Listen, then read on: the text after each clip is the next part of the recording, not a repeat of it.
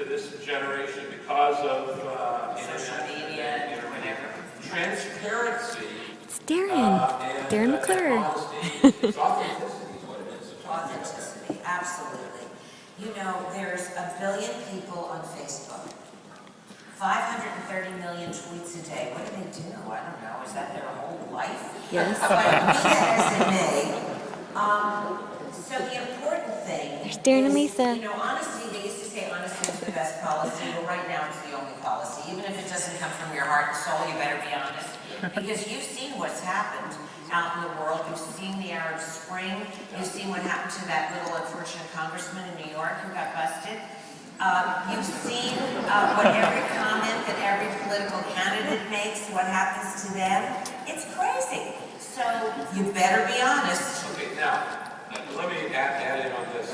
As a public leader, I've seen how criticism has changed of leadership, business leadership, political leadership, or any kind. It used to be if somebody didn't like you, they wrote a letter to the editor, and if you didn't read the paper that day, you missed it. And that night, it's on the kitty floor, you know, or the birdcage floor, and nobody sees it anymore. Today, because of the internet, everything that is said about you is permanent, searchable, and global. Yep. So, as you say, honesty isn't the best policy, it's the only policy. Absolutely. Okay, what about the other one now? Community. Yeah. So, up until about 15, 20 years ago, the only way that advertising worked is you would turn on the TV and somebody would be barking something at you. They would be just talking to you. You had no way of talking back unless you sent it to the customer service department. And that took forever, and no one ever called back. Today, there's a two-way dialogue because of social media. And so, if you have a board where people can list their complaints or the happy things about you, we have running feeds on our site about all the comments that people make, and we answer every one of them. So that we're hearing, we need to know what our tribe, our community, our ambassadors feel about us. And we need to give them input too, because sometimes they have the wrong idea, and sometimes they give us great ideas. Now, this morning I went on Twitter to the Palm Wonderful account, by the way, and I downloaded a recipe for pomegranate syrup for my pancakes. Yes. Now, that's, I will try that. How many of you are following me on Twitter? If you're not following me on Twitter, you're going to hell. Not totally that. Yeah, that's so true. Oh my God. But you got to build community, and social media obviously now is a way to build community. Darin's loving this. So talk about that. Well, you know, being a good marketer is like being a good friend. It really is. I mean, if, I like if that. you remember very little about today, except what I'm wearing, remember that. It's really the secret. You have to listen and you have to care just about the way you care about your friends. And that makes a good marketer. Post, be active in social media. Reach out to all your fans. Give them special deals because they're your ambassadors. And you know what? It's cheaper than it ever was. It used to be that an advertiser had to spend a fortune to be on TV.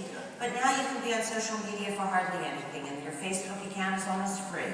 So, and be honest. Let's talk about some of your brands. Okay. My favorite one is Palm Wonderful. I know the story how you started, and it's a great story, so much to tell everybody here. Well, 1986, back then, Stuart and I bought a pistachio farm, and there were 120 acres of pomegranates. And the farmer said, let's pull them out and plant more nuts. And Stuart said, let's see how they do. Stuart's a man of few words, but every one of them means something. So, 40 years we've been married.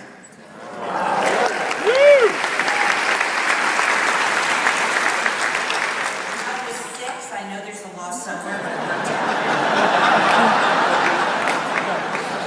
So, in 2002, only 12% of the people in America thought they knew what a pomegranate was. Can you believe that? 12%, and 4% thought that they'd eaten one in the last year. In 2002, now every shampoo, every candle, every juice has pomegranate in it. Right. But it's just a revolution that happened. But the thing about the palm that was so amazing is the folklore that was behind it, the myth, the magical healing properties. Now, hang on. Magical healing properties. I don't know about the healing properties. All right. This body needs you. Yeah, you're great. You're perfect. You're perfect. King Tut thought so much of the pomegranate, he took one into the afterlife in the shape of a pomegranate vase. The Greeks thought Persephone represented spring, and the Greek gods used to eat pomegranates on Mount Olympus, so that the Greeks thought it created immortality. There are many people that think that it was a pomegranate, not an apple, that Eve. Well, can you argue me? It has a wonderful sticker on it.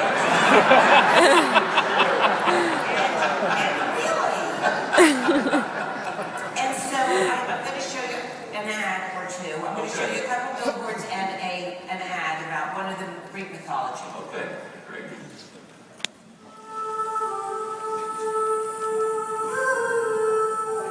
Legend has